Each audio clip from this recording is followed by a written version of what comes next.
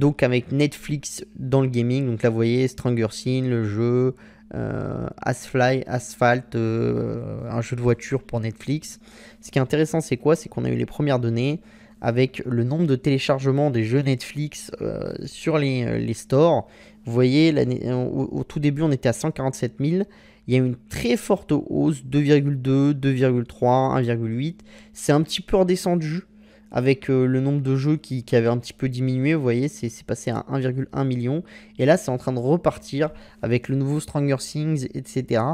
C'est quand même intéressant. Ça, il va falloir suivre parce que plus il va y avoir de download sur les jeux mobiles de Netflix, plus quand même ça veut dire que cette offre trouve son public. Et comme je vous le dis, l'idée pour Netflix, c'est exactement comme Spotify et d'autres acteurs, c'est si vous regardez des séries, si vous regardez des films et si vous jouez aux jeux vidéo Netflix, vous avez moins de chances de churn que si vous regardez juste des séries ou que si vous regardez des séries et des films.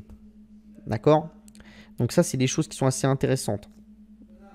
Ce qui est intéressant, c'est aussi l'impact que ça a sur vos vieux jeux. D'accord?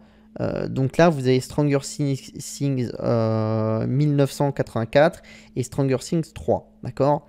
Avec les dates de sortie, d'accord? Enfin, les dates avant la sortie de Stranger Things. Et là, vous voyez, Stranger Things est sorti la semaine d'après. Donc vous avez 44 000 téléchargements et 28 000.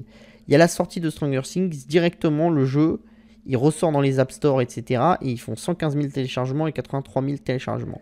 Ça, c'est intéressant parce que ça veut dire qu'en fait, le jeu vidéo prolonge ou anticipe l'expérience de voir la série ou de voir le film. Et ça, c'est quelque chose de très très puissant. Parce que pourquoi la problématique à l'heure actuelle de Netflix, c'est quoi? C'est que Netflix, ils ont inventé le binge watching. Et donc en fait, la problématique, c'est vous avez toute la série qui sort en une seule fois. Les gens la regardent en one shot.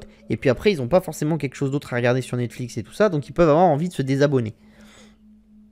L'idée, c'est quoi? C'est soit de remettre une programmation semaine par semaine. C'est ce que fait Netflix avec certains shows. Pourquoi? Parce que ça veut dire que vous n'allez pas vous désabonner, vous réabonner la semaine d'après. Donc vous restez abonné pour que toutes les semaines, vous ayez accès à la chose. Et c'est l'avantage du sport. Toutes les semaines, au niveau du sport, il y a un nouveau match. Donc ça vous maintient en haleine toute la saison. L'intérêt du gaming aussi, c'est ça. C'est de prolonger ou d'anticiper l'expérience. Et donc, ça peut donner envie aux gens de rester abonnés. Et donc, plus vous allez massifier votre catalogue et plus vous allez prolonger et densifier cette expérience, plus vous avez d'avantages de limiter votre churn, qui est quand même le nerf de la guerre chez Netflix. C'est-à-dire, ce qui a fait que Netflix n'a pas réussi à conquérir des nouveaux abonnés ces derniers mois. Effectivement, il y a la descente du nombre de nouveaux abonnés, mais il y a aussi, et surtout, c'est ça, l'augmentation du churn de Netflix en pourcentage, qui a été très légère, mais quand vous êtes sur 300 millions d'abonnés, même une augmentation de 1%, ça fait un trou dans la caisse à la fin du mois.